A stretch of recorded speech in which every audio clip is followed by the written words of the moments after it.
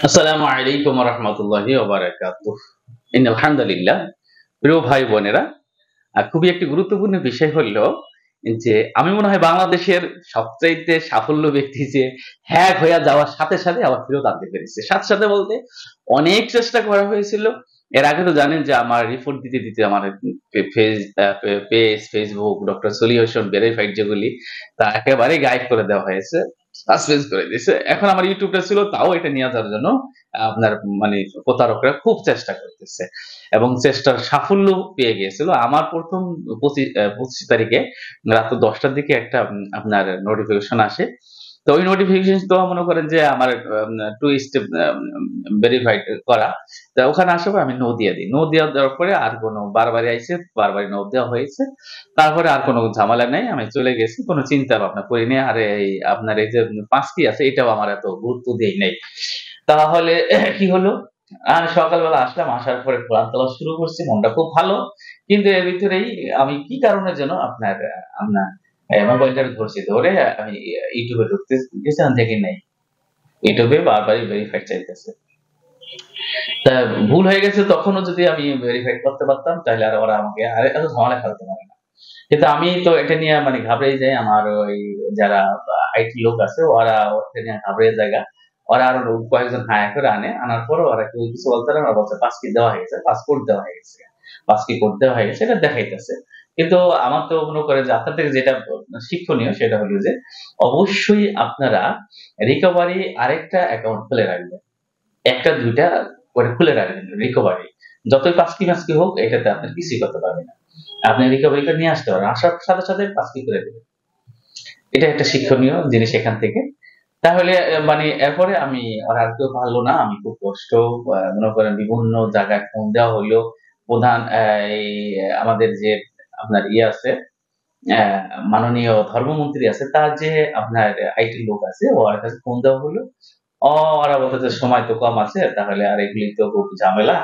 তারপরে দেওয়া হইলো মনে করেন যে আহমদুল্লাহ হুজুরের যে আছে, ওখানে দেওয়া হইলো। তারা বলতেছে এগুলো তো ফিরে আনা সম্ভব না। আমরা শুধু Facebook আর আইডি আনতে পারি। যাই হোক মনটা খুব খারাপ, কি করি? এখানে অনেক কিছু শিক্ষণীয় আছে। কোরআন তেলাওয়াত আর হলো না। মনটা খুব খারাপ হয়ে গেল। ওদিকে তো ২৭শে কদর রাত্রি হইলো সৌদি আরবে।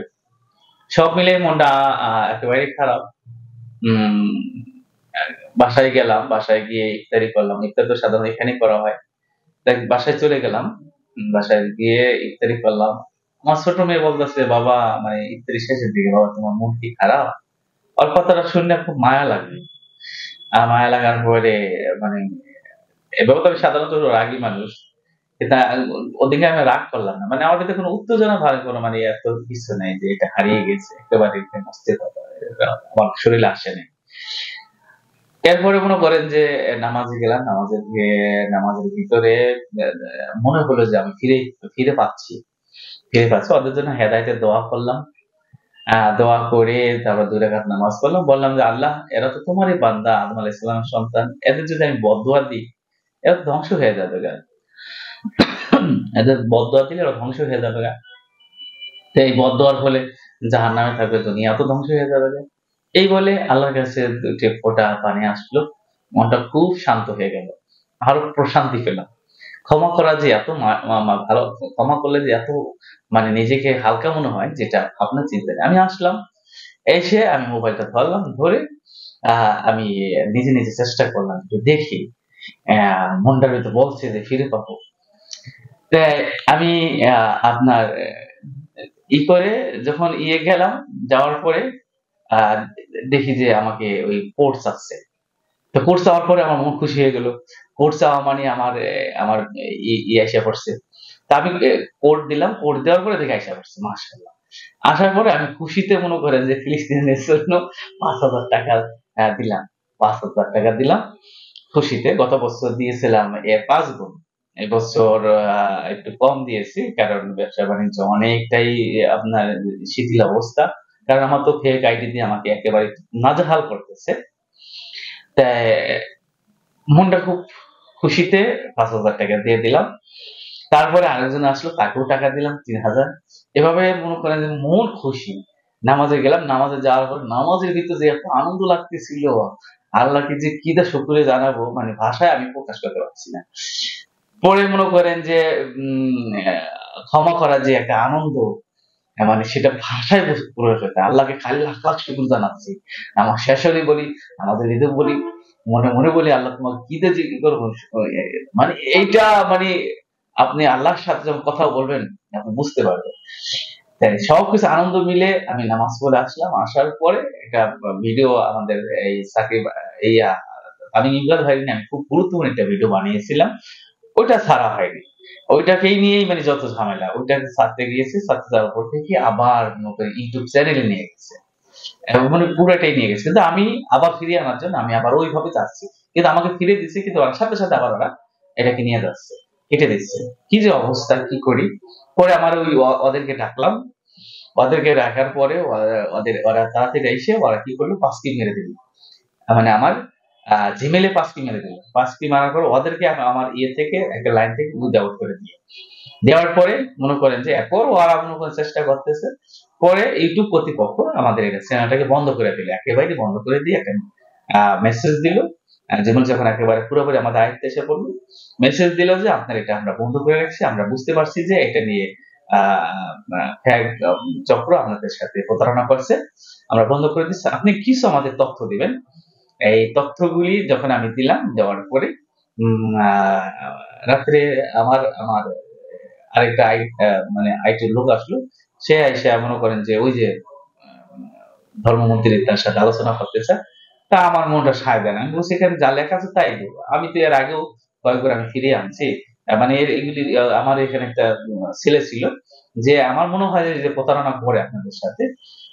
এখন ওর সাথে কিছু করতে গেলে পুলিশেও তত তথ্য মানে গুরুত্ব দেয় না, নাহলে ওকে গ্রেফতার করা যেত।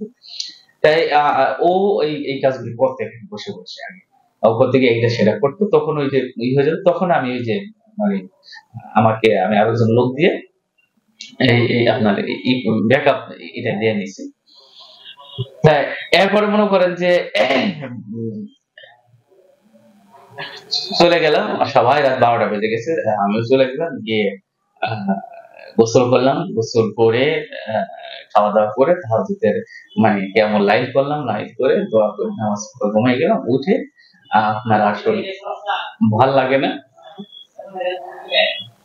ভাল ভালো না লাগার কারণে আপনার সকালবেলা আসলাম আবার। এসে কোরআন ক্লাস শুরু করলাম, যে যাই পড়াই করবো। কিন্তু আমি মনে মনে ভাবলাম যে আমার বন্ধু আছে একজন, আপনারা যদি কেউ অনেক দামের হেভি যদি মানে কোড দিয়ে যদি আপনারা ওয়েবসাইট তৈরি করতে চান, তাহলে আমার সাথে যোগাযোগ করতে পারেন। ওয়েবসাইট দিয়ে আপনাদের এই ওয়েবসাইট কেউই হ্যাক করতে পারবে না। আমার এখানে রিয়াল আইপি লাগে এই সমস্ত করতে। রিয়াল আইপি নাই বলে আমি এটাকে এখন তৈরি করতে পারি না। কিন্তু আমি একজনকে দিয়েছি। খুব মানে এগুলি অন্যরা নিবে আপনার অনেক টাকা, 4-5 লাখ টাকা নিবে। এবং অনেকে এটা বুঝেও না। সাধারণত যারা আড়াই লেভেল দিয়ে বা এই আপনার দিয়ে তৈরি করে, এরা কিন্তু এটা না। এটা হচ্ছে অনেক গুরুত্বপূর্ণ, অনেক দাম এগুলি। এগুলি অনেক দাম। যারা বিভিন্ন কাজে আপনারা এইগুলি নিতে চান, আমাদের কাছে নিতে পারবেন। ওর সাথে যোগাযোগ করলাম, যোগাযোগ করে ওকে এটা দেওয়া হলো। ও বলল যে তো ঠিক আছে, তুই যা দিচ্ছ ওইটা দিয়ে ই করে দে, সাবমিট করে দে। আমি সাবমিট করে দিলাম। সাবমিট করার পরে কিছুক্ষণ পরে আমার এটা ফিরে দিয়েছে। তাই এই জন্য বলবো যে আপনারা যারা বিপদে পড়ে নিজেটা নিজে করার চেষ্টা করুন, এবং আপনারা ই দিয়ে রাখবেন, টেস্ট ভেরিফিকেশন ভেরিফাইড কোড দিয়ে রাখবেন। তারপরে পাসকি দিয়ে রাখবেন।